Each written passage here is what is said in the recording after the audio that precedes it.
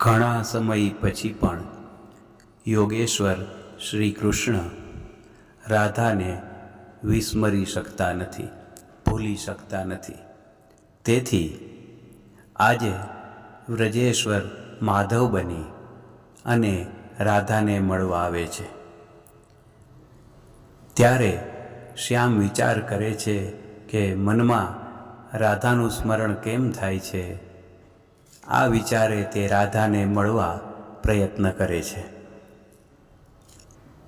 શ્યામ વિચારે આજે સાથી રાધા મનમાં આવી રે, માધવ રાહ નિહાળે પણ એ રાધા મળવા નાવી રે.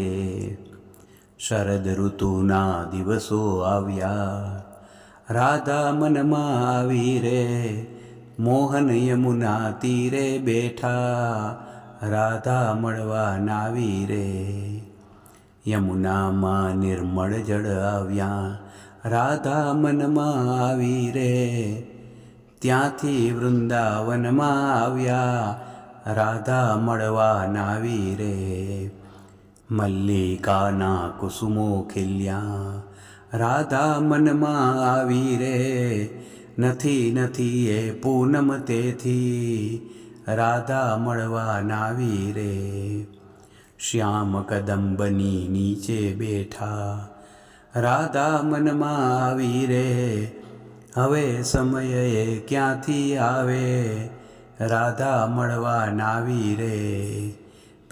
પ્રેમનું કામ કરે છે, રાધા મનમાં આવી રે, સમયનું કામ કરે છે, રાધા મળવા નાવી રે.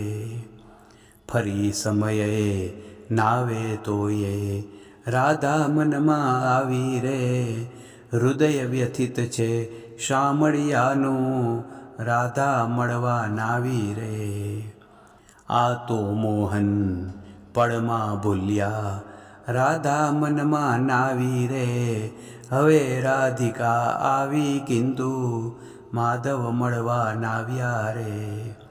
નિરાશ રાધિકા પાછી ફરતી, ત્યાં તો મોહન આવ્યા રે, રાધા વીણ છે શ્યામ અધૂરા, માધવ મળવા આવ્યા રે.